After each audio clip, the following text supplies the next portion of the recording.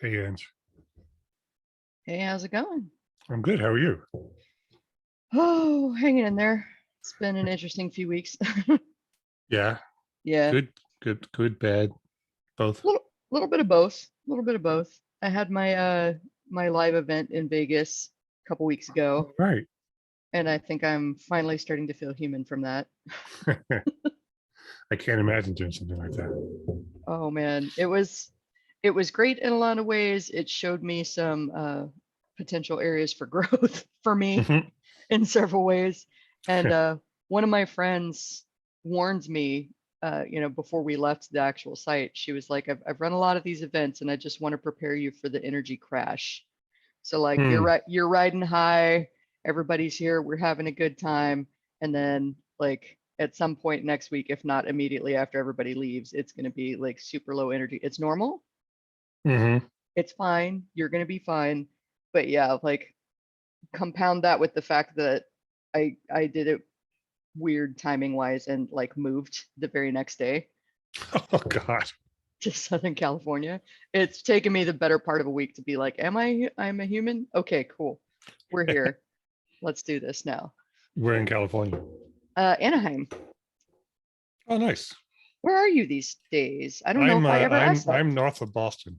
Oh, fantastic. Yeah, I don't move around much. I'm Melanie's trying. up there. Yeah, she's up in New Hampshire, just not far from here. Yeah. Well, that's awesome. I do hope to circle around that direction eventually.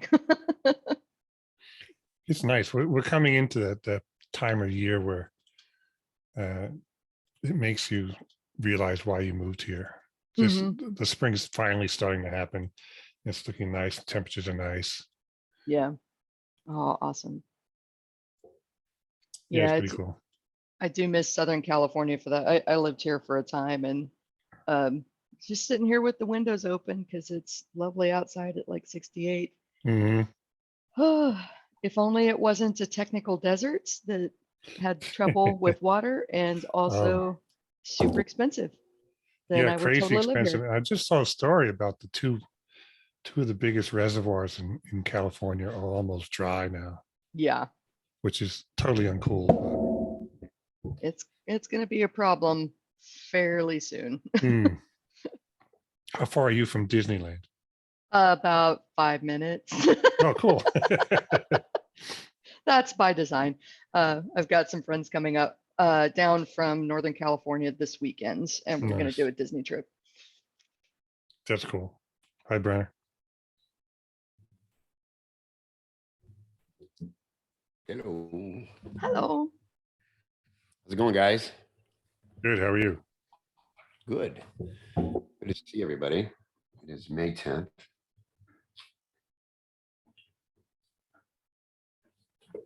Cool. So I know Rachel couldn't be here today. She's just moving her life back to Tennessee. April is taking a break from the group Mm. because she said going into the last 6 months that she's using that as her accountability to finally try to get her product together. Because I kind of said, you keep feeling guilty about this, but you're still not doing it. So what does that tell us? Let's talk openly. And she said, I know, I get it, but this will be. And so she still didn't prioritize that. And so as agreed, she's just going to take a break and accept what her work is right now. And sometimes you have to stop like focusing on something to see how you really feel about it. And so that's what we agreed she should do right now. And so all love still around, obviously, in our world, but we'll take a break from this group. And Melanie, unfortunately, had just got a new standard every other week call from her job at this time. So she may join us a little later. So it's just be us. And so that'll give us time to all do a nice check-in. I know we have all got some stuff going on, particularly Brenna and Angie. I know both have things we can brainstorm on. And what else do you call it? What's another word I could screw up? Where you postmortem for Angie. And Tim, anything top of mind for you? If I thought I'd gotten through the last 2 years really, really together. You know, it didn't affect me that much. I was stuck in my little cocoon here. And next week I'm supposed to fly to a copy team meeting in Del Rey. And I've been having nonstop panic attacks. I mean, serious hyperventilating, racing heart, panic attacks about being out there in the world. And especially being on planes, especially going to Florida, which is the giant festering petri dish of death, and present company accepted, of course. But What's up, Chris? hey, Chris, how are you? Hey, buddy. What's up, Good to guys? see you. So that's really what I'm dealing with. I mean, my project with Money Map, we got the first 2 parts of that done, and but I haven't heard back from them yet. But I have a feeling they'll probably have a couple of small minor corrections. But the copy was good, so that's going well. And then it's just a matter of getting the rest of the pieces together once we hear back from them. But you know, it started last week, and I don't know what it is, but it's been just minor things to just set me off. Just like, oh, I got to Yeah. clean the counter of the kitchen, and just be, oh my God. And it's just, and it has nothing to do with copywriting. It just has to do with, you know, do I go? And then also I'm trying to refinance my house, and because we're having a new kitchen put in, and it just seems like all that, you know, hey, I'm dealing with this fine for the last 2 years is suddenly Right. has Yeah. backed up into the septic tank of my brain. Yeah, I feel you. Yeah, it's well, first of all, do you have to go to that meeting? Is that You know, I'm mandatory? gonna see how I go every other day, where I was like, oh yeah, I got this, no problem, I can go. And then the next Yeah. day it'll be like something will set me off, or whatever. I could probably zoom in if I had to, you know, and it would miss out on some of Be good if you the could big dinners go, and stuff yeah. like that, and the team building stuff, and being copy chief, I should probably be in on it. So Yeah. we'll see. I mean, part of it's just like accepting it's like, hey, we're all going to get it eventually, so Yeah. why not? But then, you know, I've had health problems last year with my lungs, and it's like, well, where do I draw the line? What do I do?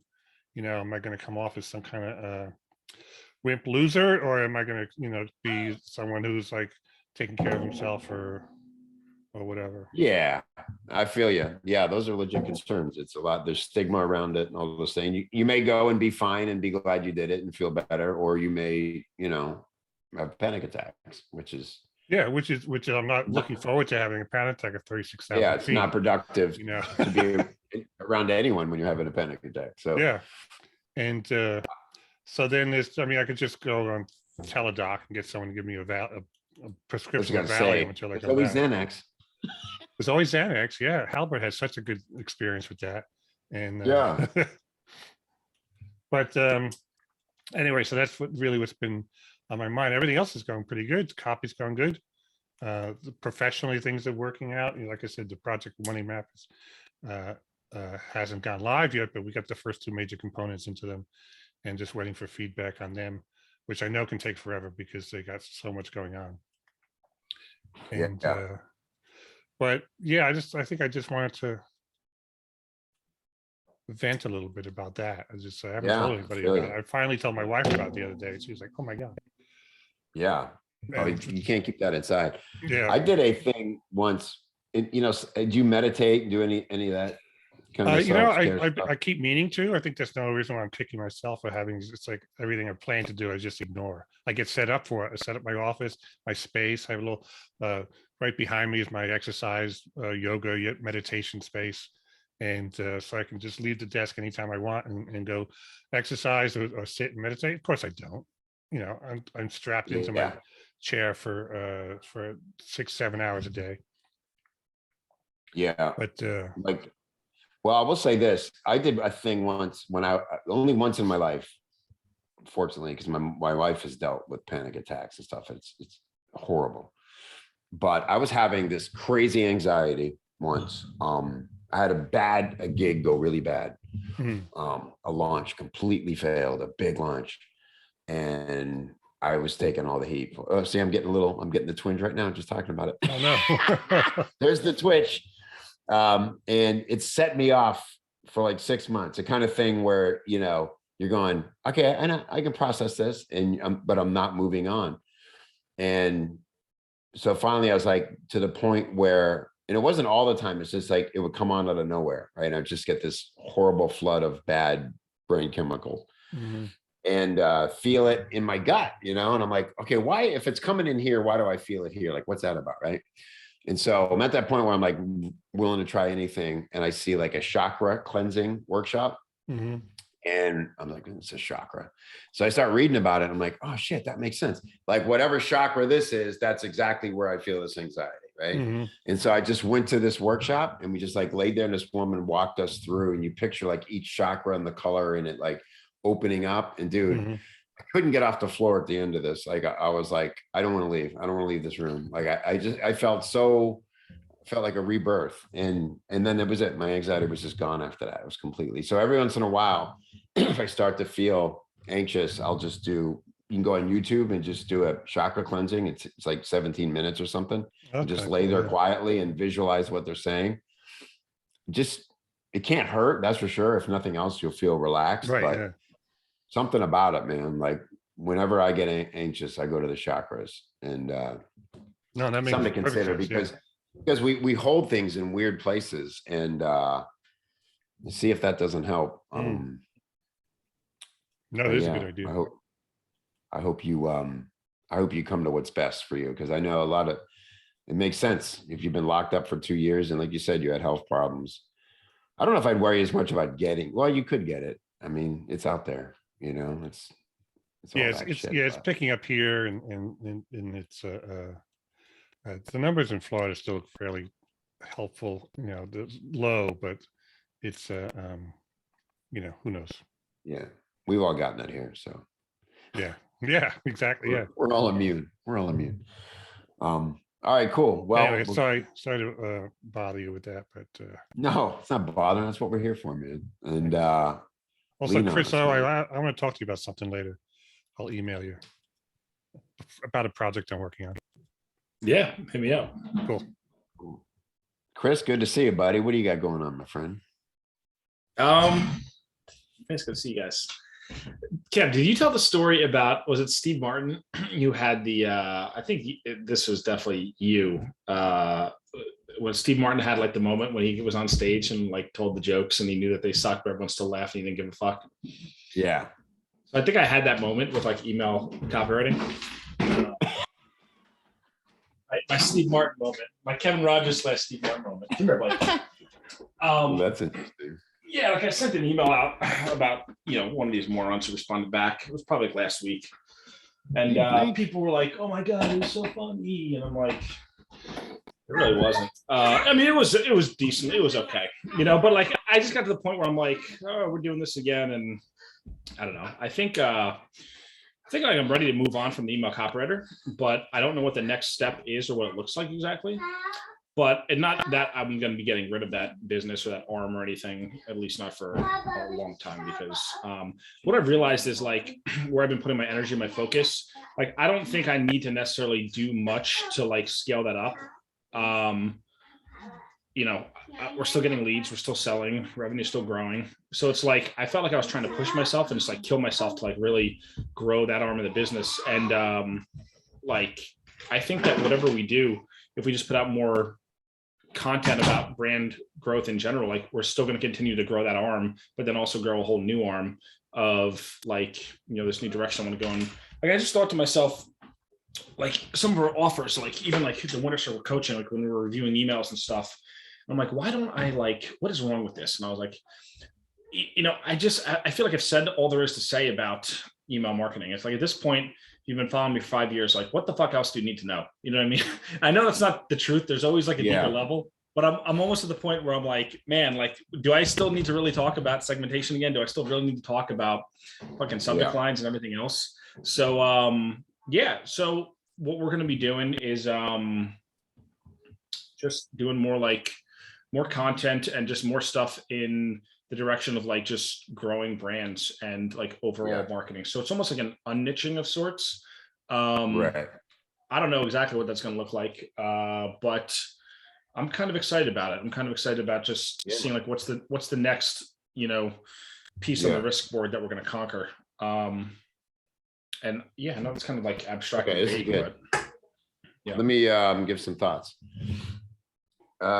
This makes total sense for you because this is part of your personality. You get bored, and then you but it's good. It's not, you don't get bored because you're just pointlessly restless. You have a fast brain, and you like action, and you like fresh momentum. And so every time it feels like you're moving too fast, you figure it out, and it hasn't crashed anything yet, right? So I think this is very normal behavior and thinking for you. I will say this, because I've dealt with this, you know, first of all, like, you don't want to feel like you're stuck as an artist. Let's just think of it that way, right? Like, you know, I made a joke, by the way, I'm never snarky. And anytime I'm the littlest bit snarky, I remember why I'm never snarky on social media. There was a John Fogerty, you know who that is, from Creedence Clearwater Revival. He's written a million songs we all know. And so there was a video of him playing a song, and it was like, can you guess the name of this John Fogerty song? And everybody's like, oh yeah, that's it. And I wrote, it's called Every John Fogerty Song. Just a little joke. And I've received, you know, 20 messages from people. Let's hear your shit, bro. Yeah, but you're still here on this page. And I'm like, oh my God, man, it's the mildest joke I could. Why don't you walk up and slap me in front of everybody? I mean, you know. And so it's just, my point is, Chris, I think we never want to feel like we're just repeating the bit. But I will just say this, and you're probably already doing this, though. This is a really good time when you're ready to move on from a huge thing you put a lot of time in creating, and organize it so that it lives, because you're moving on from it, but there'll be always an audience of people who need to hear it right then. And so I would just make it a standard avenue of content on your site, and make sure that it stays in, you know what I mean? Like, we don't want to cut off that part of it, but you don't have to talk about it anymore. You've said what you want to say about it. And what I'm thinking, like, I don't know, I don't have it all figured out, but like, I think the email copywriter as a brand could be, I'm still like the guy, right? But it could be something where like someone else can do, like, we have it systematized to, like, we know what the promo calendar is. We have the list, we know the segments, we know when we're doing our launches, we know when we're doing our promos. We could even continue to develop new products. That's fine. Continue to promote, like, you know, ECA, OPA, the newsletter, all those things. But I know, like, with the newsletter specifically, that's where I was feeling like, fucking A, like, what else do I have to, you know, what do I got to fucking tell you people that I've already told you about? And like, I don't know. I mean, there's always more. I was just thinking that though, dude, like, well, this issue in particular, I haven't had a chance to really dig into it yet, but when I saw it, I was like, oh, this is so great. A deep case study. This is beyond just email for Abby and what she did here, right? Yeah. And we go into like the overall growth plan, you know, like, how do you actually blow up a brand? Because with the agency, it's like, we're doing such a good job with email, but everything else they do sucks. And I'm like, well, this is like fucking annoying, you know? And it's like, there's only so much we can do. And then they're pissed at us because the brand is not like going the way they want it to go. Right. I'm like, maybe you guys should step the fuck aside and like, let us just run your shit the right way. Mm-hmm. All I do every day is fucking CMO. I'm a CMO as for my own company now. Like, all I do is capital allocation decisions and marketing decisions, like, and delegating and hiring, and like, that's the job, right? So like, why couldn't I do that for one or two brands? Again, I don't know what I'm getting myself into there. Like, I've been looking at some of Casey Stanton stuff, and I think I want to take that course. But like, you know, these people don't know shit about fuck when it comes to marketing, and they're just they have good products. Right. And that's why a lot of these people are at the point where they're at, but they don't know how to grow from there. At least I feel. Well, I'll say this, like, somebody who does this well, and I don't know what his deals look like, is Ron Lynch. You know who Ron Lynch is? Mhm. Like what he does is he sits on boards. Yeah. Right. I guess I don't know if he has equity or if it's as a paid consultant or how that works, but I think it's that kind of thing where you don't have to own it and be responsible for it, but you're a valued brain in the room with the experience and the resource to get shit written if they need it from your team, right? Yeah, advisory role. So I think it's great. But my point about Make It Rain was you brilliantly didn't call it Email Marketing Monthly. Yeah. So you get to make this whatever you want to make it. I don't think your crowd's going to scream if this isn't about email every time. Yeah. And like, if some do, that's fine. You know, it's not for them and they could leave and go somewhere else. But like, it's like, we got to keep evolving to make it like interesting. Yeah. Like the storyline can't go stale. You know what I mean? No. And I feel like the storyline's going stale. And I don't know if other people think that. That's just how I feel inside. Like people all the time, oh my God, I love this, it's fucking great, blah, blah, blah. I'm like, cool, I guess awesome. if you get that feeling about 6 months ahead of the possible next person, if not sooner, or later. But so take that in consideration. Now, I don't think there's any kind of stay fresh date has been expired on Chris's stuff. I'm not feeling that at all. But I get that it's important though that you feel that way and you want to do something interesting and next. You don't want to give your audience whiplash, but you tend to not do that either. You're just, I love your big picture thinking, and when you share that, your political opinions email was one of my favorites because it wasn't even about marketing. It was about you as a person and a thinker and how you view the world. And really that's what people are buying, Chris, at the end of the day. They can only do so much with marketing advice. Like, yes, your clients need it and that's what they want, but you're really up there in that entertainer category of you really get to talk about whatever the hell you want to talk about. You think about people like the people I follow that I always get excited about tapping into. They're either so in their wheelhouse that I'm there because I know what I'm going to expect, and I'm not going to be thrown off. For instance, I like Rick Rubin's podcast where he goes deep in interview. I know the kind of musicians he's going to talk to, and I'm going to learn surprising things, but I know what it's going to feel like, as opposed to Scott Galloway, where he might throw anything at me. I'm going to feel smarter about money and investing and things like that. But his worldview is so vast and he has opinions on basically everything that I'm like, I don't know what I'm going to get, but I'm going to enjoy hearing him talk about it. And I think you're more that kind of guy. You don't need to stay in your lane. Yeah, because just like, we're doing these social videos now, and it's like I feel like I'm going back to the beginning of the catalog and starting from page one and like having to rehash everything that I've talked about for 5 years now on social. And I'm like, fuck, that is a deep pool of shit we're gonna have to go. And I don't know. It's just like what's giving me energy, you know what I mean? And I think that there's a bigger, like I was talking to my buddy yesterday, one of my college wrestling teammates, and he has a headhunting agency, and I told him about the 9-word email. He's going to try it out. Dude's going to make like 100K probably just from sending one fucking email. And I'm like, you know what? That's cool shit. Like, I don't need to sit there and analyze, Right. like, hey, can you take a look at my, like in the winner circle, people are like, hey, can you take a look at this email? I'm like, the email's fucking fine. And once I start feeling like that, I'm like, okay. And it's like, it's not them. I don't, but I'm like, this is fine. Like, what do you want feedback on? Like, this is good. Just send the fucking email. It's going to make sales. Like, so it's, I don't know. It's interesting.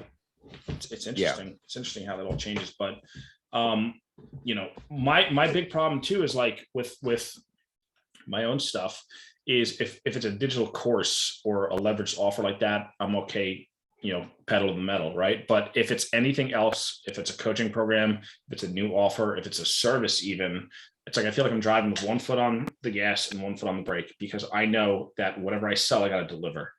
And we're at the stage of business now where it's very fucking hard to figure out what to say yes to. And like, it's been like that way for a while, but like each day gets a little bit tougher what to say yes to, because like we're probably averaging about, I don't know, maybe 80K revenue a month, give or take. You know, the launches have been performing well. Obviously, there's a ton of expenses in there with all the staff and software and a million other things, right? And the investments that we're making. But it's like, okay, so like, am I going to take on a client project for $2,000, right? Like, no, that doesn't solve the problem, right? Like every move has to be a 5-figure move now, or it's not even worth it. Like after this, I got to write an email for my other wrestling teammate, Mike DeMarco. His brother-in-law needed like an email for his software company. So I was like, fine, I'll just write the fucking email. And I'm like, why did I say yes to this? I'm so stupid. Like, it doesn't matter. It's like an hour of my time, but like, I literally can't fucking do any of this shit anymore because we have the machine, and my job has to be to continue to build the machine. And you can't just say yes to. So that's the hardest part. It's like figuring out like when you're at, you know, 1 million, give or take, how do you get to 2? How do you get to 3? How do you get to 5 and not have everything break, but still have everything work? So, fucking Rubik's Cube, man. It's it's interesting. I will say this, man. I think when it comes to little things like that, like time management and wanting to be a person, a friend who can help a friend, it's a gradual process of literally having to say no, right? Like, I thought I had high criteria for if I'll be a guest on a podcast by saying to somebody, I need to be your 10th guest of your, you know, published episodes. And then I tried to get Gino Wickman on my podcast, and he's like, I need 10,000 downloads per episode. I'm like, get you halfway there. You know, and it's like, but because I had that criteria, I respected it. And so part of me wanted to go, I see your list of shows you've been on, and I'm going to call out a few of those, but you know, what's the point of that? I'm just saying, tip of the hat. Thanks for the introduction to somebody else on your team. I'll interview them, and thanks for the new goal. I'll see you down the road. Right. So now I want that show that's getting 10K. So point is, this is the whole thing, Chris, about like why we set standards, because it helps our worldview for why a standard exists. And we look for people with similar and higher standards, and we say, that's where we want to go. Right.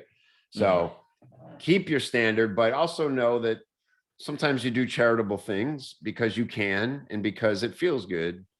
Not every single thing that crosses our brain has to have a price tag on it. Most things do in the business, but you can help out a friend. And like, you know, you got to. I don't have a problem doing it. I'm just like, fuck, I have to do this now. You know? Like, I know. It's more like I got to sit down and actually like pump this out. But even like other clients. Remember, next time you want to be nice and say yes, that little thought will pop up, and you'd be like, now what I tell people is they used to say blah blah blah, and I'd be like, let me sit and ponder for 20 minutes who I can get. I go, here's a link to put up an ad for free in my community. I can't know everybody, and they either do it or don't. But I'm not gonna like facilitate them meeting a copywriter. That's crazy, you know. And even like with projects, it's like it's hard because it's like there's that part in Rich Dad, the book, where like he talks, who knows if it's real, but the parable about, you know, him when the dad is raising his hourly rate and he gets like $25 an hour, he wants to pay him as a kid, and he finally learns to say no. And like, I'm starting to feel like that with projects where I'm like, there's just no amount of money that you can even pay to like engage it, because I mean, certain projects, yes, but like a lot of things, it's just like, no, just not even fucking worth it, you know?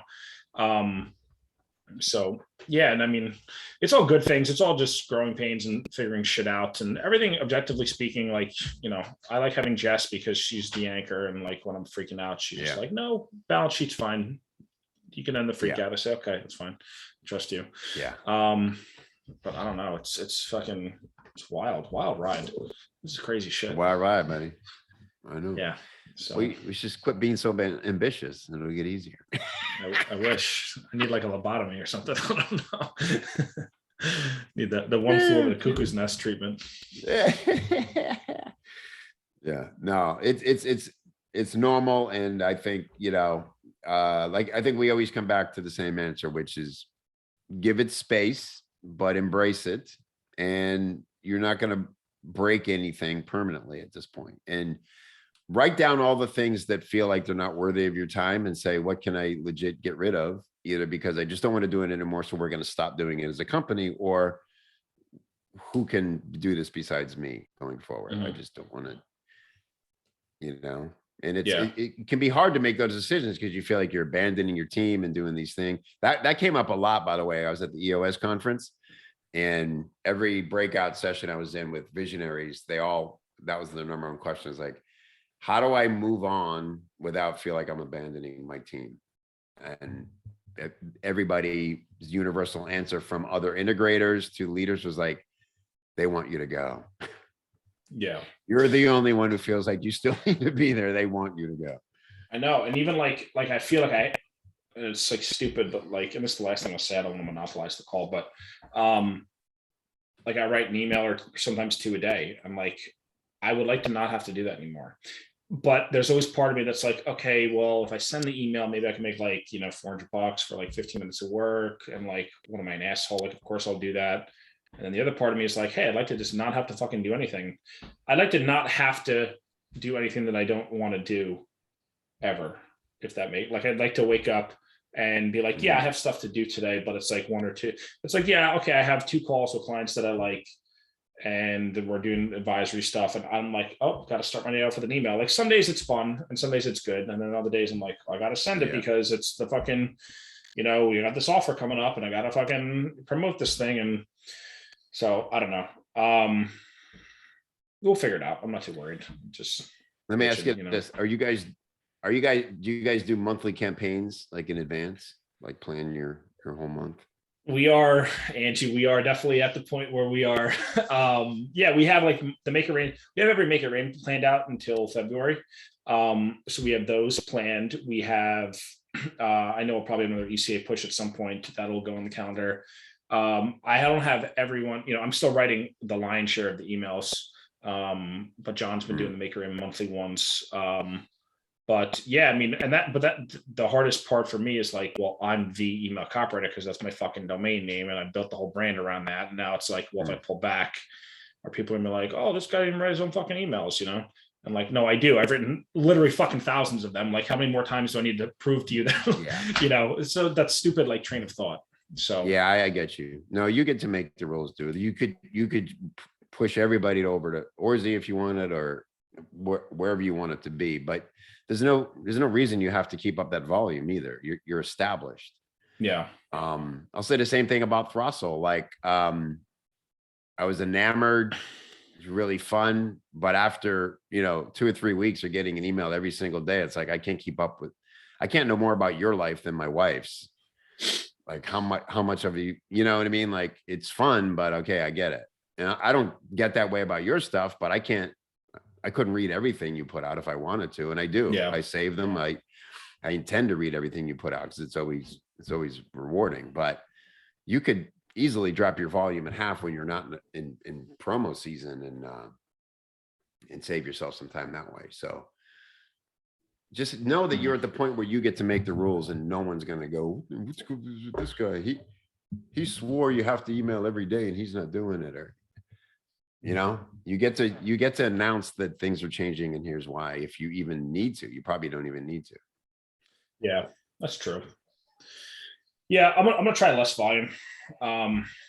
See how that works, because that's what I was gonna say. Like, for us doing the monthlies, and we actually just did the rest of the year, and it was like really cathartic, because it was like, oh, so I pretty much know our volume every month for the rest of the year. And we know June and July, we'll try to back it down, but we're doing Copy Chief Live virtual again in November. So that's going to be huge leading up to that and all these things. And so now when I have these moments of like, what the hell am I doing? Do I have to do all this? I know why I'm doing it. And we've thought through what I have to be present for or not. And there's things you can turn on and off as you go. I can control the volume of my podcast. I can control whether or not we do chief chats, things like that. And then, so there's a category of thing you can do by feel. There's category of thing that are obligations, but if you can get ahead of any of them or repurpose old emails from other campaigns and stuff, I think that's big too. You have a pretty loyal list, so some people are going to notice it and call it out. I've had people do that, but I've repurposed some emails 3-4 times and they're Yeah, still and effective. Laura does that. She does that every promo, every copy cure, and every launch Yeah. hero.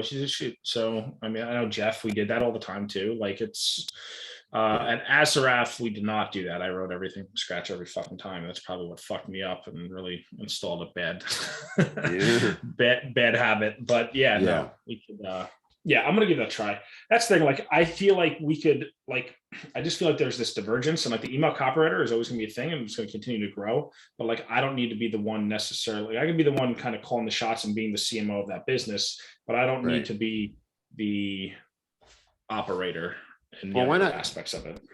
Would it make sense to feature some of your team? Like we have Nick writing as Nick for us. Yeah, it could. Could John Holt have his own weekly email or bi-weekly or something? Probably. Yeah, we could fuck around with that, Angie. See what that looks like. It'd be fun, you know, just like other voices. And yeah, you don't have to be the only character in the show, right? It's a reality show, but it's not just a camera on you the whole time. It's Jersey Shore. Well, that's what I was going to say. It's Orzi Media now. Yeah. Yeah, because I would love to I would love to flip the domain over. Yeah, I mean, I don't know. I got to I just know I need to pull back. I know that's for sure. Yeah. I think there's lots you can pull back on. Yeah. So, okay, I'm gonna shut up. So thank you guys for listening and the advice. Buddy. Appreciate it. I'm here. Let's keep talking about it. Thanks. Awesome. Cool. Who would like to go next? Angie, Brenna, Melanie? I can go. So Eat, Play, Launch was fun. Melanie was there. It was interesting as well. Like a lot of my own issues have come to the surface, like during the event and the week to follow. I think I've spoken to just about everybody here for a pep talk when I got my critical review last week, and I was like, the world is ending. Everybody hates me. One person didn't like it. Yeah, one person is never coming back, even though they rated the rest of the event positively and said it was a good experience. They were just like, I'm not coming back. It's not for me. And they hate me. So it's interesting to me noticing that after all this time and all this experience, I still feel like I can't command a room like that. And that people that were there were not my equals. Like I can see in some of the breakdown after the effect, how I was a little bit intimidated by the quality of people in the room and really just didn't feel like I was an adequate leader. And that impacted a lot of my choices in how I ran the thing. So I feel a lot better, but I still am, man, I told you about this last week, Kev. Like, I'm ready to stop being fucking mean to myself. Yeah. I am so mean to myself. Every time I make a mistake, I come in and tell myself I'm the worst piece of shit to ever walk the earth. And nobody has any right trusting me. And it feels horrible just to say that because you don't want to admit that in front of people that trust you to be an expert. Yeah. But it's there. So I've been getting some hypnotherapy to help with the stop being mean to yourself. You know what you're up to, or you know what you're capable of. That's been helping a little bit. I've noticed myself, I think, a little bit more quickly when I slip into those negative thought patterns and like, is this helping you right now? Or are you just spiraling? Okay, let's not do that. I think the main concern is money. Forgot how expensive living on the West Coast is. And now I'm here for the next couple months. I'm like, well, fuck, got to get the income up. That's going to be fun. Had a brief spiral about that over the last few days and then was like, what the fuck, Angie, you know people. I just started putting out feelers and telling people, hey, I'm open. Let's talk. So we'll see how that pans out. Yeah. I think it stems from, I've still got some sort of self-sabotage thing going on that I'm working on getting rid of between the like therapy group and the hypnotherapy.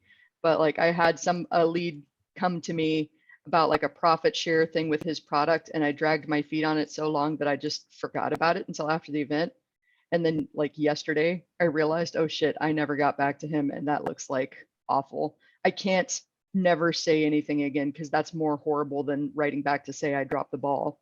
So I wrote to him and I said, I dropped the ball. Like, I know we had this great talk and we were excited to get going and I don't have any excuse. I just dropped the ball on this. Like if you found someone to work with, great. I'm happy for you. If you're still looking for help with this, I'm happy to put together some thoughts. Balls in your court, let me know. And he was like, yeah, I already found somebody else. I just needed somebody that was more enthusiastic about this. And it seemed like you weren't really interested. And I was like, ooh, ouch. Yeah, I feel that. I definitely dropped the ball. So I guess there's some part of me trying to unravel this old story of I'm inadequate. I don't know what I'm doing. They're going to find out I'm going to make a mistake and the whole world is going to see. So, Yeah, wow. there you go. Well, thank you for your honesty, Angie. I feel you, and I know you're very good at self-care. And so, and then you will get continued help with that from Brian, from Chris, from sources you trust. I will say this about owning the room is it will get better. And to me, what's most important is that you're ready to do the next one, despite any of that, because the quicker you get to do it again, and you've done the hard work of identifying the things you can do differently. I mean, you just got to really fake it in those moments, Ange, like, it's shocking how little you need to know that other people don't know compared to solidifying or reiterating a thing they thought might be true but weren't sure. And when you just own it and say, this is how it is, and never backpedal and take out. Remember, we used to always help people with the weasel words, Yeah. that zap your authority, and just think back to any moments like that. And when you feel that moment where you want to say something that's going to just release your internal pressure valve, just don't, just go with it. And if somebody challenges you on it, instead, you don't have to like zap them down. Like Carlton would do that, like just make you feel stupid for challenging the thought. But that's not your style. You would do what I think I would do, which is I would say, that's interesting. Tell me more. That's how to stay an expert, is go, interesting. Tell me more. And then because mostly when people push back, they just want to be heard or they want to get clear. And then telling you what they're thinking will help them get clear and help them be heard. And your answer might be something to consider. And then you move on.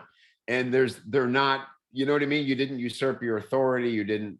So it's not always a tear down. It's more of a discussion. And there are ways to get through it without feeling like you're exposed or they got you. It's rare.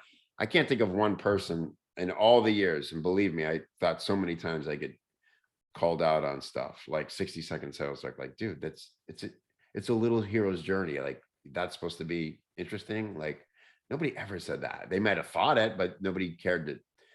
And so I think we're so fortunate to be in a world, in a universe of this sort of like marketing entrepreneurship, where despite what Facebook might tell you, sometimes more people, and especially people who are willing to go out of their way to be in a room with you, are very unlikely to want to challenge or combat the way you're leading a room. They may have questions and need clarity, but there are very few troublemakers that I've found in those scenarios. Yeah. I mean, it's interesting because like one of the gaps that I identified, thanks Chris for helping me with this, is like, I'm a very good coach. I don't understand why I'm having trouble putting this stuff together. Like, tell me what you know about putting together a course. And he's like, Angie, I was a teacher. And I was like, oh yeah, that's right. You literally specialized in putting together trainings and like figuring out what people needed help with.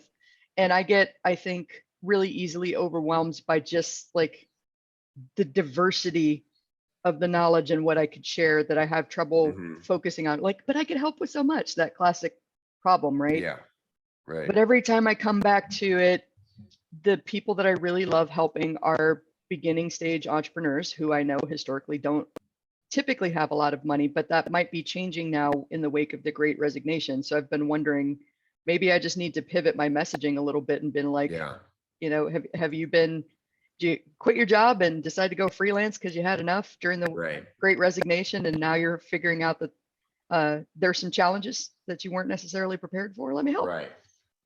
I was just thinking the same thing where it's like, and I'd love to hear Melanie's thoughts. She's want to share some, but as far as like you put a lot of pressure on yourself on the fine 5K or whatever. And it would make sense to me if what we learned was, well, that just means so many different things to so many people. It's sort of impossible to do that in 2 days. What if it was like, you're going to, because I'm sure so many people would do it just for the adventure and the time away and the bonding, right? But if it was also like, what's the one big question you need to answer for yourself? And you're just going to leave here either with that answered or a hell of a lot of healthy thinking around how to answer it. So it's, it's like an unstuck thing. That's just a thought where maybe it's less transactional. It's not about 5K, because I know, might have even been my suggestion, but it's the idea of like, well, how do we justify the expense and go? It always helps people if they're stuck on that part of it. But ideally, that'd be something like a carrot we dangle that just instantly becomes less important once they actually get there. We just don't want to do like a bait and switch or something. But Melanie, anything you want to share top of mind since you were there? Yeah, I didn't even notice the 5K promise until after the event. You had to tell me what the promise was. I had no idea. I thought the promise was in the name. And I am probably paying about as much attention as anybody else, like this much. But yeah. I thought the promise was in the name. And I know that you're a coach. And I know that coaching is feedback, accountability, and support. So it means the skill at asking questions and helping people develop their own answers. This makes it super challenging when you're in a scenario when you have to teach. Teach is I stand in front of a room and I open brain and shove information in. Not that many people like that, but people get that idea of coaching and teaching confused. So like, well, I'm a great coach, but why can't I teach this thing? There's separate skill sets. Why would you? That doesn't make sense. So we eat. Yes, we ate lots and lots. And because I weighed in on the menu and most of the selections, I thought the food was fantastic. But that's just me helping make the event what I wanted it to be. But I thought other people were doing the same. It hadn't occurred to me that other people showed up and said, I'm here, pour the stuff in. So maybe that can be made clearer that it's one of those things where you get out of it what you put into it. And then the next promise, we're going to play. We did that every single day. There was a structured play activity and there were opportunities for informal play activities. And then there was quiet time where you could do what you needed to do. So that promise was fulfilled. Launch, I'm an expert at the skill of launching and I'm a coach. Therefore, if you have questions and you are specifically thinking about a launch, doing a launch, coming out of a launch, need therapy around the launch that just happened, I am here for all of those things. That part could have been done stronger, but I knew that I wasn't going into it launching. So I agreed to come. I bought the plane ticket that day. Then I spent the next month making sure that every single task I worked on with Jen Dale was prepping me so that when I got to you, I would have things that I could do at the event. Again, maybe other people didn't put in that level of effort, but maybe they should. Maybe they should be trained to know that this isn't you show up and I make your life better. This is you show up and I provide an environment where your life can get better. But again, you get out of it what you put into it. Yeah. So maybe I would just tweak that one piece. I do like that. And I know that you and I talked about that a little bit. First of all, while I'm thinking about it, I would love to talk to you or Kevin or both about what you did for the prep work, because I think that should be part of me preparing. Like just here's some ideas for how you could prepare type thing. And just continue with that message for you get out of it what you put into it. If you want to come and have a good time, you're going to get that. I promise. If you want to come and you want to get some work done, we're going to get that done too. So yeah, I think a little bit, and people started calling it a retreat. And that's not the word that I used to describe it. So I definitely told everybody I was going to a retreat, so much so that I didn't realize it wasn't in your messaging. I was going like, I had to tell people that it was for work because I told the children that like, where are you going? Like, I'm going to Las Vegas. Like, you don't gamble. Like, well, I could. Like, you don't gamble and you don't really drink. What are you doing? Well, my friend is there and we're going to do businessy stuff. Businessy stuff. Okay, it's actually a retreat and all my business friends are going to be there, whatever. So yeah, that's how I sold it to my family. Nice. Yeah, I like that. And then like you and I had that conversation that led me to realize that maybe I've got such entrenched resistant, like I've been trying so hard over the last year to separate myself from Jeff, to separate myself from copywriting, that like launch is the thing that they have come to associate with me. And I'm perhaps making it a little bit harder on myself by resisting all of that stuff, which I have a natural year's worth of expertise at. You can do it in your sleep, and it's in the name of your product. And all the people that were there have either been through a launch, want to launch, or recovering from a launch. And all of them had their complaints were, I tried to do it exactly like they said, and it didn't go well. And I know nothing about this, but it sure seems like with a couple of Angie tweaks, there was a simpler way to do everything they had tried to do and failed at. Mm-hmm.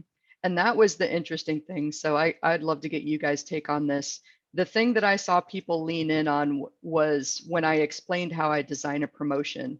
And I told them that I see customers on a bell curve, right? The first 10% are going to be the people that are likely to buy.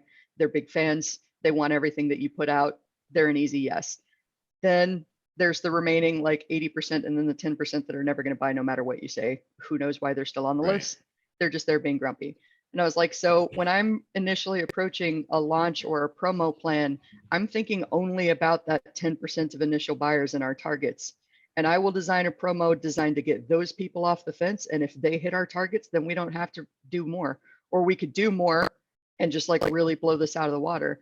But that seemed to blow some minds, that I was like, if I hit my targets with the 10%, I don't have to go more complicated if I don't need to. Yeah, there was a wildly large proportion of questions around how to get the unengaged people motivated. Like, here's an idea. Don't. Yeah. Just stop the things that are, lean into what's working, avoid the things that aren't working. And then the bit where when anybody got confused, they all wanted to talk about what was in their program, not what was in their offer, not what was in their list, not what was in their launch strategy. They all, it's like that was everybody's safe zone. Well, should I have 30-minute calls or an hour calls? Should I have group calls? Should we have snacks? Like, oh my gosh, everybody stop. So they must all, it's got to be emotional, or maybe they don't have the skills to have a conversation around those other things, but it was a big concern. Yeah. Interesting. Very interesting. I love that idea of, launch now. Like you said it best just now, Angie. Either going into one, coming out of one, or knowing you should be doing one, and what the hell is it? Planning one. And so, I would not like kick over the anthill for sure. Like you said, no, it's all tweaks. It's little tweaks, and that's why I'm hoping when you planning the next one? 2 months? July 14th and 15th, if my dates are correct. And that'll be in Northern California, Brenna. What? Where's it going to be at, Ange? I don't have a location yet because I am just now coming out of my cave and feeling like a human again. So we'll start planning when I talk to Amy later today. Keep me posted. Okay, awesome. Yeah, it'd be So I think it's going to be great. I think it really just is. I don't know anybody whose first one goes off without a hitch, and you got 12 people to come. It's amazing. It really is. Usually the fear is like, what if only one person comes? It's like, you're going to go so deep with them over 2 days. It might be a little awkward when they first get there and they go, hey, guess what? It's just you. But it doesn't matter. Nothing's a failure. So, if you get maybe you realize 8 would be ideal, just when you start to think about, that's the issue we're having with the live events now. It's like 200 is like kind of the hardest one to do in some ways, so maybe it's like 6 if you're going to all stay in a house together. Maybe it's 8, and what do they need to pay, and how many people can you work with, and you want it to be even numbers so you can pair off and decide things and those sort of whatever it is. So let's just keep planning it out and thinking it out. But I would say it's time to take your notes and move forward, because nothing that I can see went wrong. Yeah. That's awesome. Okay, I'm excited. There's always the fear that I'm not actually going to be able to sell the next one since I paid for this one. But I hate to tell you that part doesn't go away. Every time I do a live event, I lay there going, this is the one where they go, you're done, Kev. Thank you, buddy. Thank you, sir, for coming by. It was great. I know, which is so funny because every time I talk to the coaching students, they're like, when you get to like Chris's level or Kevin's level and you've got that security, and I'm like, no. Oh, no. Every know these guys. multi-millionaires are out there wondering, is this the one decision that undoes Oh, yeah. everything that I've worked for? Yeah. So at least That's I so know funny. that that's common. I had this random thought about Elon Musk yesterday, right? It's complete insanity to me, this whole Twitter thing. But then I go, well, okay, what he actually had to raise 7 billion. I think he did it twice to make the deal work, right? And I'm like, as far as personal wealth goes, he can do whatever the hell he wants. Now, I'm sure he doesn't want to sink SpaceX or anything like that. And just like us, he has these other people to consider. But as far as like ever having to worry about being broke or in financial danger, he can do whatever that he can. He's the richest, in some ways, most powerful person in the world. He can just play with us as toys, and so much of it could crash down and he could still be having the time of his life until he dies. So it's all relative.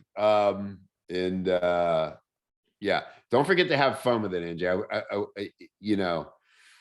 I want to respect that there were parts of it that felt disappointing, but so much more of it is a victory. Honestly, I'm not glad handing up blowing smoke. You have to remember the context of, I always go back to this, like, who the hell are we? Who are we that people follow us and read what we say? And isn't it weird sometimes when you're not famous? Like, you go, I mean, that's 99% of our day or whatever, right? But when you go to a conference or something and people are like, oh, I understand, I guess.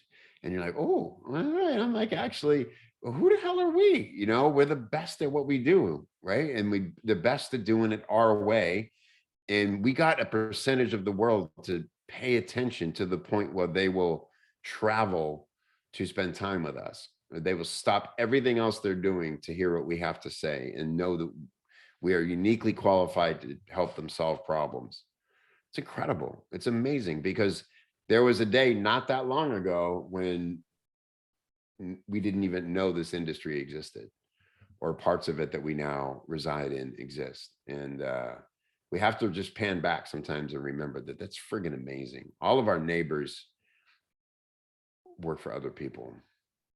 We get to do this. It's a burden. It's lonely. It's challenging, but we signed up for it, and there's no going back. We're unemployable. And so we got to just take the hard, lonely parts and posture into the next one. And pretty soon, just like your first ever gig, Ange, just like having to leave the agency and go into freelance, you'll look back and go, oh yeah, I remember my first one. God, I beat myself up about it. But yeah, now I've perfected it. And it's, so just keep going. Okay, I'll end on this one, but I was proud of myself for this thought train, because historically I haven't been great at connecting the dots like this. It's like, I remember at the beginning of my copywriting career feeling like I was fucking everything up. I'm going to be on a blacklist. Like, I'm pissing off so many clients. It's not possible that word isn't spreading about this awful new copywriter, and don't work with her. You're going to be wasting your money and your time. And I figured my way out. Like, I wasn't great at the beginning. I know this, like, especially once I got my first few wins and I hit that ego phase of growth that we all hit. And it's like, yeah, I know what I'm doing. Fuck, I don't know what I'm doing. So like, I'm having that with consulting now. And like, I've had several 90-day consulting contracts. And then I've had the one with Chris, which has been working out fantastic. I'm like, but if I could figure out this consulting thing, but clearly all of these people that would hire me as a consultant, they're seeing me just constantly fuck things up. And there's no way that I could like figure this out. And I actually had the thought last night, like, isn't this kind of like the beginning of your copy career when you were certain that there was a blacklist? Like, there's not a consulting blacklist. You can still help a lot of people get over yourself. So yeah, I'm working on it. And that's why I did say to you, I think in our messaging, like, some things we need to keep a little behind the curtain. It's great to share and talk about those things, but it's also important to look successful and you know what I mean? Yeah. So make sure you balance that posturing as well, because there's a lot to celebrate about this. Yeah. Awesome. All right. Good Thanks, stuff, guys. Angie. Lorena. Hello. Hey. So what's going on? My program, I think, is going well. Angie, I was thinking about you because I just like staying in control of the group, right? And I've had a situation with a workshop where I think I let things get slightly out of control. It's been my goal to come in and stay, even if I don't feel that way. And I had some feedback last week from a person that I'm not surprised, let's just say. And it was like, okay, how can I take this? And I didn't actually disagree with what she said to some degree, but I know that if I kind of gave in to oh, you're totally right, I'll go change this, and this would be this constant thing. So it was like, okay, how can I handle this in a way where it's like, okay, thank you for this feedback, I'm going to consider it and move on, right? Not let it get to me. So it's hard to hear things that I hate not being perfect, which I'm totally not. So I'm easing into that. So that's going well. The curriculum's killing me. Chris, I have and Kevin, all of the stuff you put together. I'm like, oh gosh, I can't do.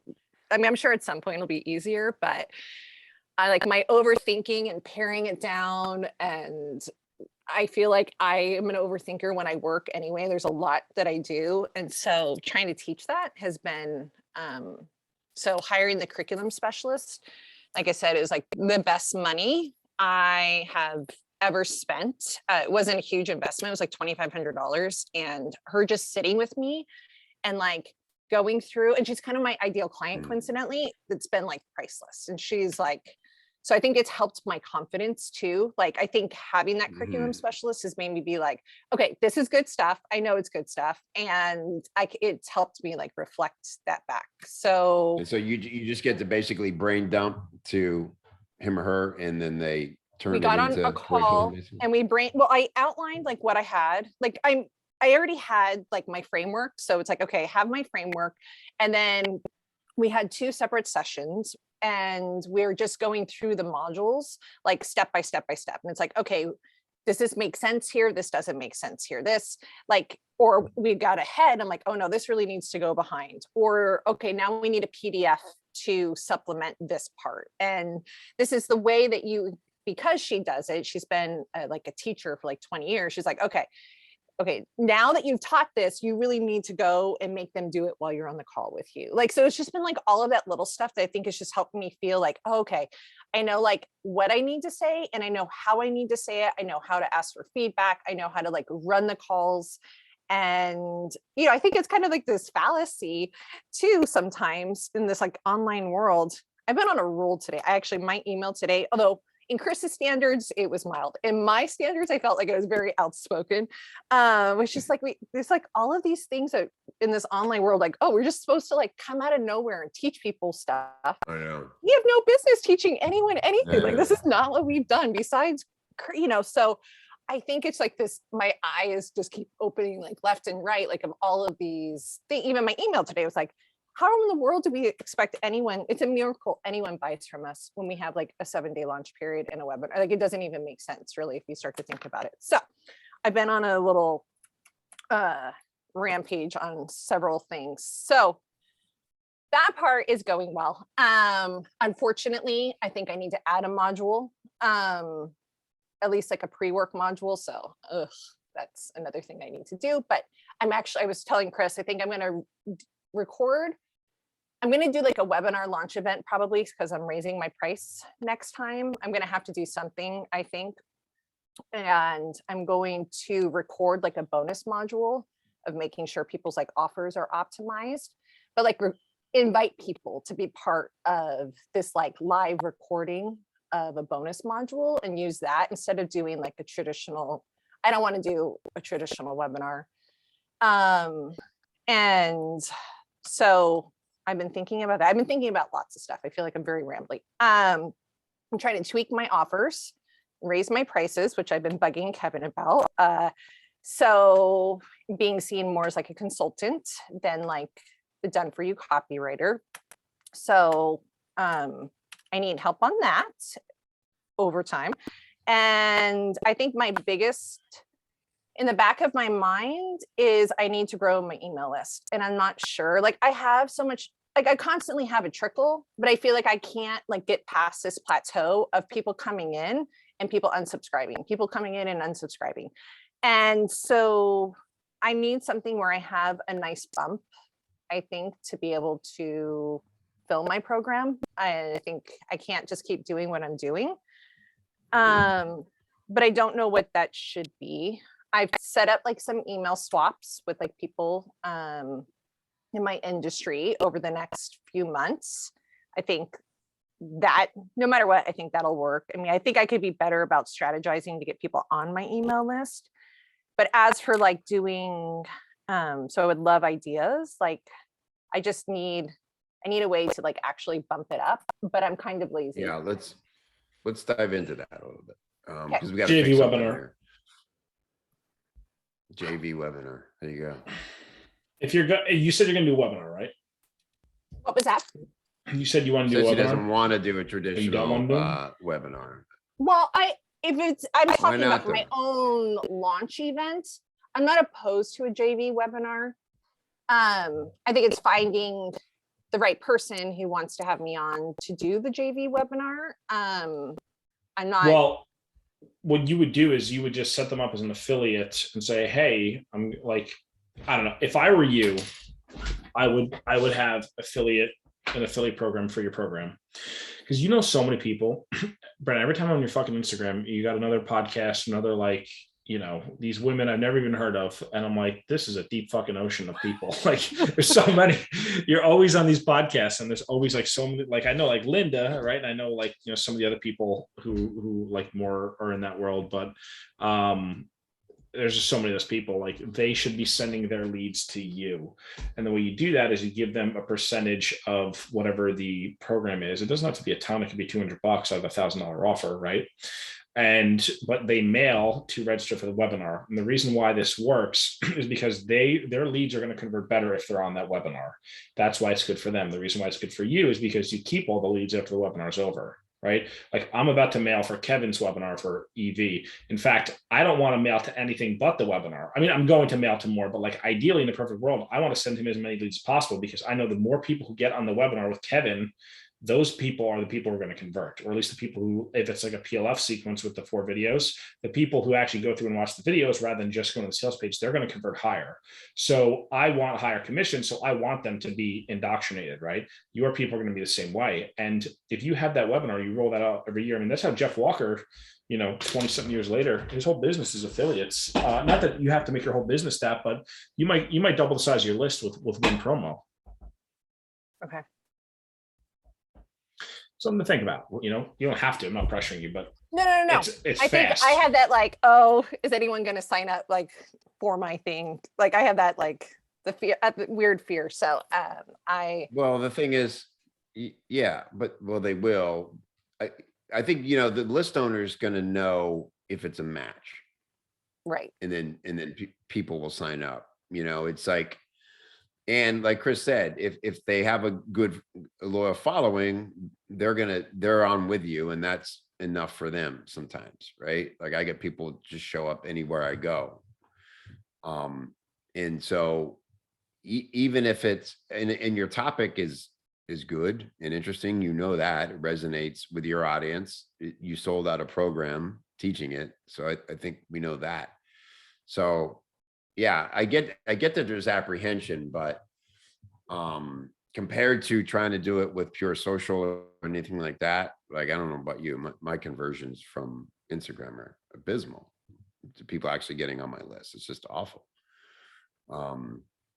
So where are most people coming on your list now, and what are they doing when they get there? Are they That's getting a great. I need to like. I probably do like separate. I mean, most of them. Some of them are still coming in from my Segue guide, which needs serious updates. I haven't touched it since 2019. And then I'm getting. You know, I think it's podcasts are trickling in.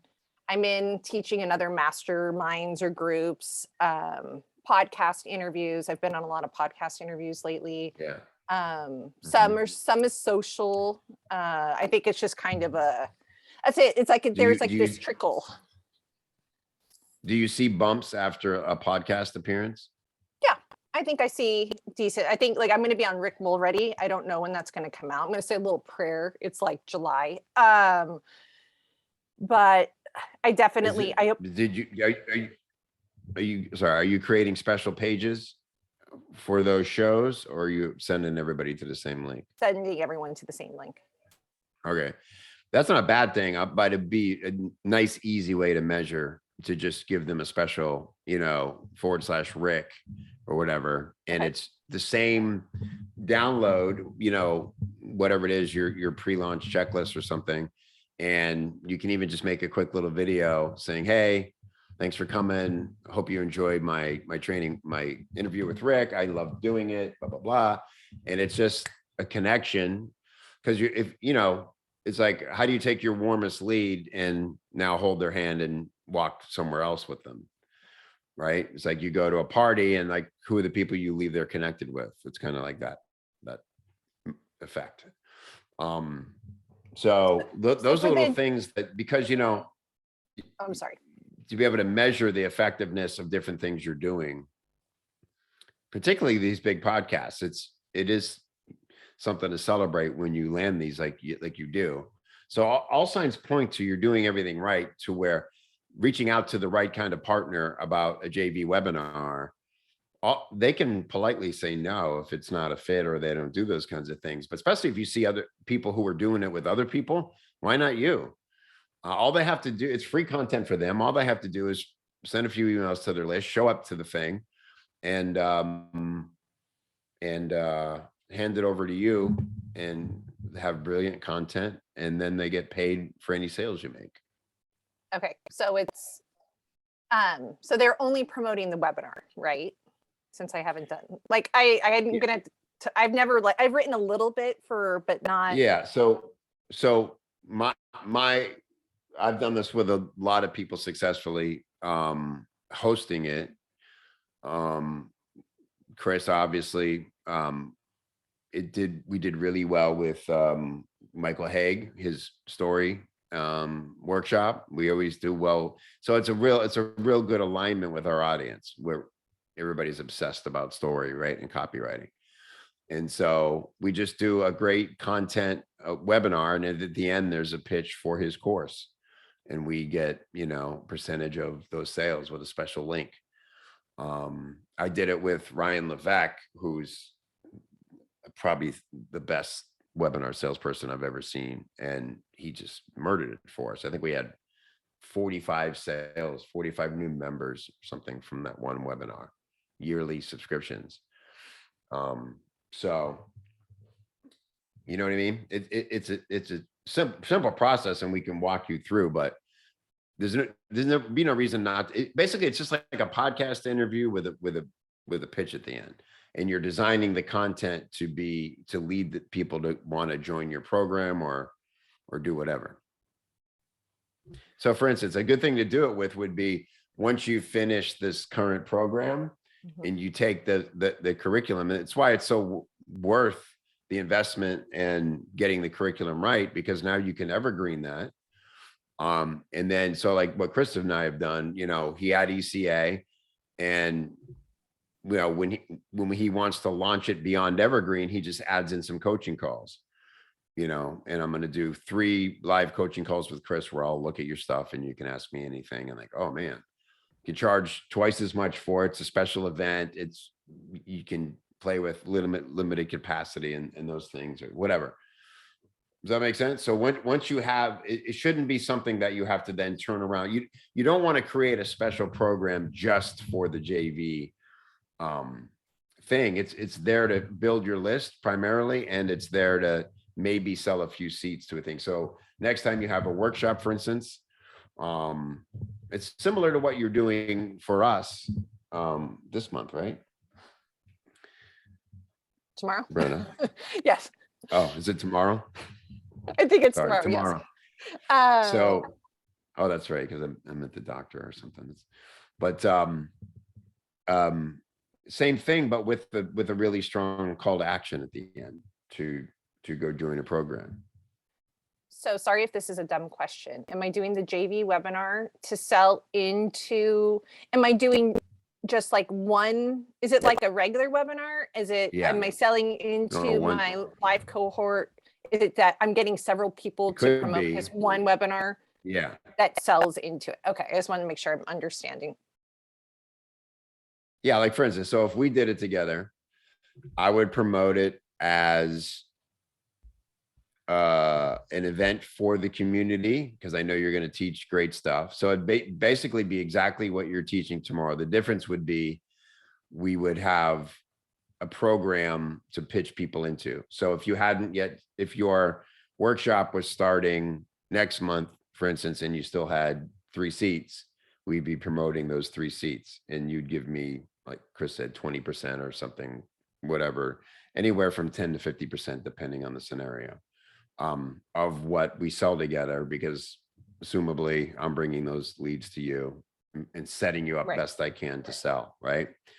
And, you know, if you're uncomfortable pitching, you can work with somebody who's going to co-pitch with you and help you kind of get through that pitch, who's a little more experienced at. That's what I did at first. But that's why I'm saying I wouldn't worry about this until you have an evergreen program, because I think that's the best thing to pitch, because ultimately you can pitch something that you don't have to then turn around and service. It's just they're buying an existing product. It's kind of like found money for you. Okay, so for the live, not evergreen component that I'm going to do in September, what do you think I should do? So for then I would look to get affiliate partners who, and we can help you set up all the affiliate stuff. It's not that complicated. What shopping cart do you use now? A very manual one, but I bought Thrivecart, so I just need to get everything. Okay, so set up. Thrivecart has a pretty robust affiliate center. People just they register, they get their links, and then so what I would do is in advance, I'd say starting in June, July, start trying to get commitments to people. Once you get your dates locked down for September, say, hey, I'm launching this program. I'm looking to do a few JV webinars because I know I could sell this well when, you know, through a presentation. And if you're willing to host me, I'll give amazing content to your folks, and we'll give them a little pitch at the end. And I'm happy to give you whatever percent, you know, think all this through first. I'm happy to give you 30% of each, or like Chris said, even who doesn't want $200 a sale for showing up for an hour webinar and sending out a few emails about it, right? And then, so for you, even at 50%, it might be, if it's a workshop where you're doing 8 weeks of hardcore hands-on, usually it's not 50%. That's too much. The most we give for that is 40%. Okay. But it could be 20. Wait, So does I'm that sorry, make sense? Brenna, Yeah, go ahead, Chris. with the JV webinars, you don't have to do an individual one. Like you could do the road show where you go from partner to partner and do like one a month or whatever. That's not a bad option, and you can kind of customize it as you go. But you could also just do one webinar for the launch and have everyone promote to that one webinar. And the way you do it in Thrivecart is you can create a custom link where, like, obviously it's hooked up to the sales page, right? Thank you. But you could create a custom link where the webinar registration page gets, they put this little code in the URL that attaches the cookie, so they can send to the webinar page. They get cookie. They don't have to worry about, oh, I didn't send to the sales page later on. But that's another easy way to do it. In terms of like the structure of the webinar itself, it's just a sales letter with pretty slides. I could send you mine. I don't use the fucking Russell Brunson formula. It's great. I'm sure it's awesome. I'm sure it works well. But like, I started looking at that book and I was like, this is fucking really difficult. I'm just going to tell a story and then teach 3 things and then pitch. And then you just, it fucking works like crazy. I'm telling you, webinars are great. They're like, they're like magic. They really are. Yeah. And it doesn't even have to be, you know, there's something weird. Like when you are giving the webinar, you never think it's good, but your people are fucking blown away. It's like nuts. Yeah. Okay. Yeah. It's hard to read the room live, but, and look, you know, it's not only how many people show up if you're worried about, oh God, you know, It's, you know, a lot of it happens on replay. And so, you know, and again, it's, if you can do it with the right people who have a decent audience, you know, you have a hot topic, and these are things we can all work on together, is like getting your hook down for it. What's the name of the webinar? We just went through this morning with the creative brainstorm. It's like, you know, the webinar is the thing. It's like really like it's the juicy carrot. It's like, that's where you kind of tell them what they want to hear and then sell them what they really need, kind of a thing, you know? And so it's a really dumbed down kind of version of your you want good content in there, but the theme of it should be something about it, some kind of instant result, some kind of instant clarity, some kind of instant ability, you know? But we can get into all that. You got plenty of time. Okay. I do. I feel like everything's so rushed, but yeah, no, I like this idea. Like I'm in a summit today, like I'm speaking or this week, but oh my gosh, like the summits are so much work, and it's not even like a direct, you know, it's more to build your list. It's not like a direct. So I'm trying to think. So I like this idea a lot. I just gotta start thinking about it. So. Yeah, it's an easy, it's right in your wheelhouse. And so once we clarify what exactly it is, and we can give you examples, like I said, Chris and I have done this many times successfully together. We can show you all the little parts. Our team can help you get set up with the Thrive Card. Makes it easy, but Mary's been doing this for years. She could answer questions for you. Okay. Perfect. Okay. Thank you. Yeah. So I know that I feel like we gave you a sort of long-term answer to your question, but I do think, for what it's worth, list building is a long-term game, and you got to try a bunch of different stuff. So. Yeah, I definitely feel like urgency. Well, probably because I keep seeing my list at the same number, and it's driving me bonkers. So I got to do something different. Well, I think the podcast will really help. I feel like the podcast would help, but like I still don't feel like it's bringing and who knows too, like things happen over time. I think like for sure selling out my program, like the Boss Mom one couldn't have come out at a better time. I think it helped people listen to me and be like, oh, like I'm listening to this and she's on Boss Mom. So I think it definitely helped. And I need to start taking these ones and start trying to get on more podcasts, but I still don't feel like it's just like, okay, oh my gosh, I have hundreds of people signing up. Like I haven't seen that yet. And maybe that doesn't happen. I don't know. With podcasts, maybe not anymore. I don't know. There's so many damn shows. Maybe audience isn't like it used to be. I mean, I used to get like 300 a month off of Entrepreneur on Fire and just Pat, what's his name's podcast of passive income. I don't know, I can't think of his name, but anyway, I think those days are gone. And Pat Flynn, thank you. A few people have shows that big, I guess, but that was crazy. But it's good to measure, like make sure you're paying close attention to your stats that week that the episode goes live and all that stuff. Let's say for the next 2 weeks and see if you see a bump. Mm-hmm. And it could be the lead magnet. It could be what's the average conversion rate on a lead magnet? I don't know if there's an average. It really depends on market and things like that. What's your conversion? Mine, it's like close to 50%. That's not bad. My Make It Rain book page is converting at 70%. Well, I think that's more about the traffic source from the page itself and the lead magnet itself, to be honest. I'm talking to a client right now who's converting 30% on cold traffic, and he's recouping 85% of his ad costs within 7 days. And he's like, I can't scale. It's not good enough. And I'm like, bro, it's pretty fucking good. Pretty fucking good. But 30% to any source is not bad serving cold traffic, right? So I think 50 is fine. I think it's just volume, just impressions at this point. But like, if you do live stuff too, like, I don't know how many people follow you on social or on your list, but like, you could also pull a lead magnet. Doesn't just have to be a PDF. A lead magnet could just be, hey, I'm doing this live thing, sign up here And like you could do internal webinars, like you do lives on Insta. You could be like, hey, I'm doing a live Zoom call or live fucking workshop or whatever, and just pull people on that way. Here's the link to register. They sign up. You import all those people. Like there's a lot of ways to do it that don't necessarily require you creating a new lead magnet itself. It could just be an event. Like I wrote in the newsletter, like with Abby, she could just do a fucking virtual cheese tasting class, and that's a lead magnet because if people just, you know, you don't have to sign up for the, you know, the definitive guide, everything you ever want to know about cheese or 23 facts about cheese. Like it doesn't have to be a checklist or a PDF. It could be like, hey, I'm teaching this class. It's the same thing. Yeah. It's just a mechanism for capture. Yeah, that's a good idea. We could definitely do something. It gave me an idea. So, okay. For what it's worth, Brenna, too, like I wouldn't stop promoting those podcast episodes even after they've gone out. Like you could grab snippets, you know, from it and promote it again on Instagram, because, you know, if you can get people to listen and spend that time with you, like that's lasting, that's deep rooted, warm lead stuff, you know? And so it's not only relevant the day it comes out. That's evergreen content that it's your benefit to get people listening to that show.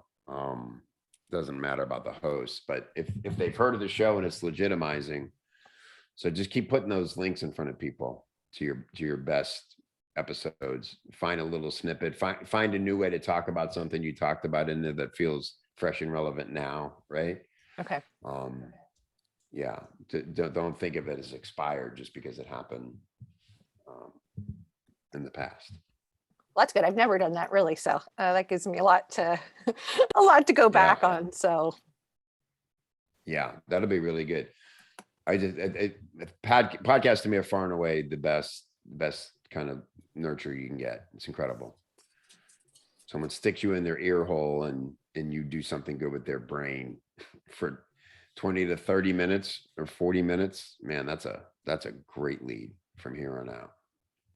yeah, no, totally agree. I think I could be better I think I promote it really well in the initial, but I haven't been good about going back and doing stuff. So that's super helpful. Cool. All right. Good stuff. I know we covered a lot, but let's keep on it and we'll keep refining it, and happy to give you examples and things. All right, everybody. Great call today. Thanks for being here. Chris, great to see you, man. Appreciate you dropping in. And if you guys need me, you know exactly where to get me. Did we forget Tim? I love you. See you in the next one. The what? Did we forget Tim? Or did, yeah. No, we started with Tim. Yeah, Did we we started want to with get me. back to? Okay. My beach fest there. Okay. Sorry. Sorry. Yeah. I'm happy to keep talking through that with you, Tim. If let Yeah, me know what definitely. you I'll decide definitely on the reach out trip. again. Yeah, I'd like to appreciate it. know if you end up going or whatever. I'm Yeah, happy thanks, to help you everybody. through that. All right, buddy. Talk soon. See ya.